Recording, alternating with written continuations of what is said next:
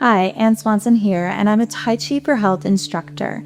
And in this video, I'll be answering one of the most common questions I get. What is the difference between Tai Chi and Qi Gong? Well, both Tai Chi and Qi Gong have smooth, flowing, continuous movements, and they can be really relaxing, good for stress management and anxiety. And just like in the popular show Avatar, both Tai Chi and Qi Gong are associated with the water element. Both are great for people with health conditions or injuries, like if you have arthritis, because they can be adapted. And they're both mostly done standing, so they don't involve a lot of getting up and down from the floor like yoga. So if you have wrist issues or knee issues, there's less impact. And you can even do Tai Chi or Qi Gong easily in a chair. They can be adapted for really anybody and made accessible. But there are some clear differences between Tai Chi and Qi Gong that we'll explore in this video. First, let's talk about the lesser known of the two practices, Qi Gong, which this is where studying Mandarin Chinese in college comes in handy. Qi Gong is literally translated as energy work. Qi means that vital life force energy, according to ancient Chinese philosophy.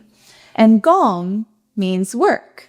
Like in Chinese, 你做什么工作 means what you do for work.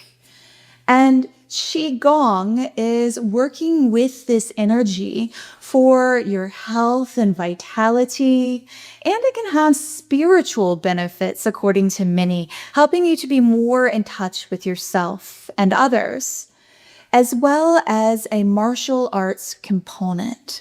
Both Qigong and Tai Chi have a connection to Kung Fu and martial arts practices. Qigong is the ancient practice, and some historians date it back 5,000 years, but we don't really know for sure. Basically, when yoga was being developed in India, so was Qigong being developed in China.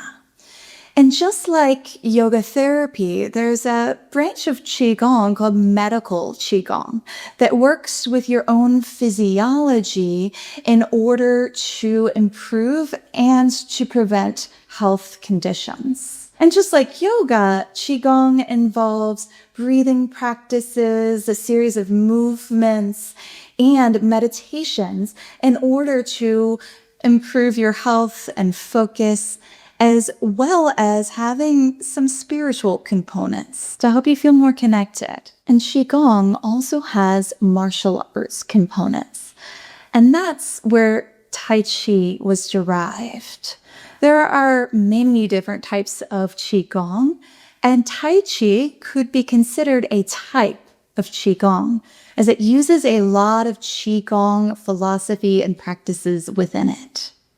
So now let's talk about what is Tai Chi. Tai Chi can be translated as supreme ultimate. And then traditionally it's called Tai Chi Chuan. So it's supreme ultimate fist or fighting. So it is a martial art. Tai Chi has only been around for hundreds of years, maybe about 500, 600 years. And it is a type of defensive martial arts.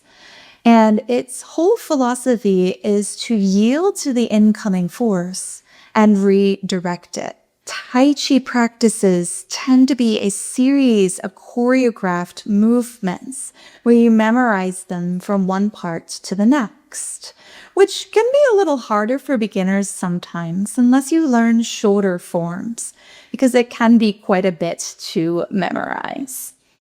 And there are three major styles of Tai Chi, although there are other styles too.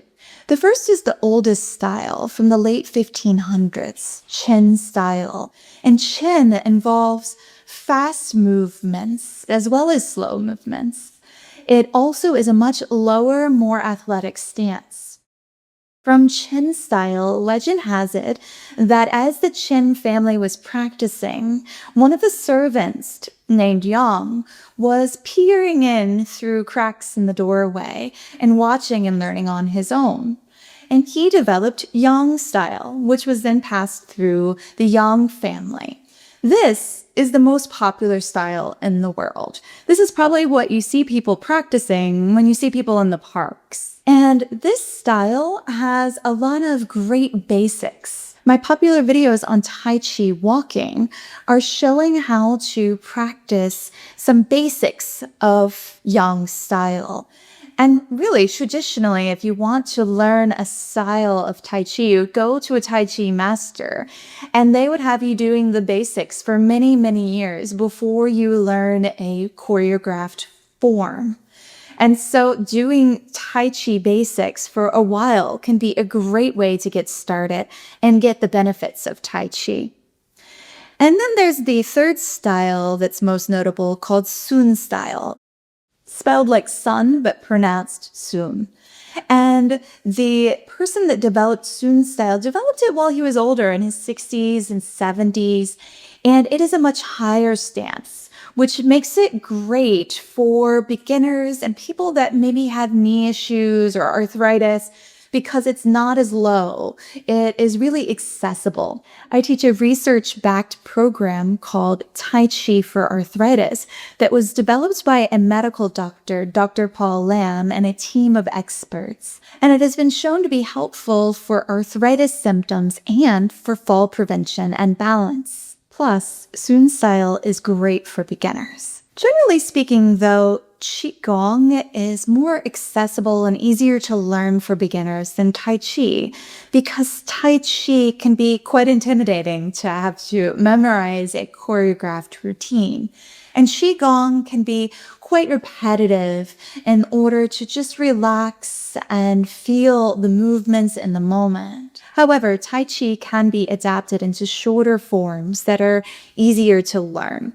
And that's what the Tai Chi for Health programs do. Please let me know if you have any questions or if you have any comments about Tai Chi and Qi Gong and how they've impacted your life.